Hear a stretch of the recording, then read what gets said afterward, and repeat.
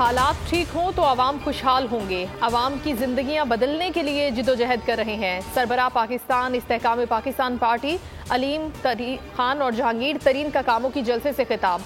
बोले, हम जानते हैं कि मुल्क को ठीक करने का तरीका क्या है। अलीम खान ने कहा कि सियासत में मजहब का नाम इस्तेमाल न किया जाए। रियासत मदीना का नाम लेने वाले झूठ ना बोलें। अवाम दोस्त पॉलिसियां बनाएंगे।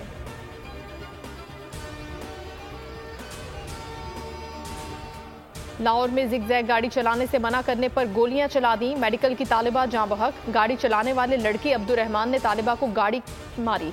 लड़की के अहले खाना ने मुलजिम को खतरनाक ड्राइविंग से रोका तो उसने अहले खाना को बुला लिया। मामू ने मुखालिफ कार पर फायरिंग कर दी और लड़की की जान चली गई। पुलिस ने 2 मुलजिम गिरफ्तार कर लिए। पिस्तौल बरामद। 3 मुलजिम ताहाल मफरूर। मुलजिमान के अहले खाना पर सुलह के लिए दबाव। तालिबा के अहले खाना का निगरान वजीर आला पंजाब को तहफ़्फ़ुज़ और इंसाफ के लिए खत।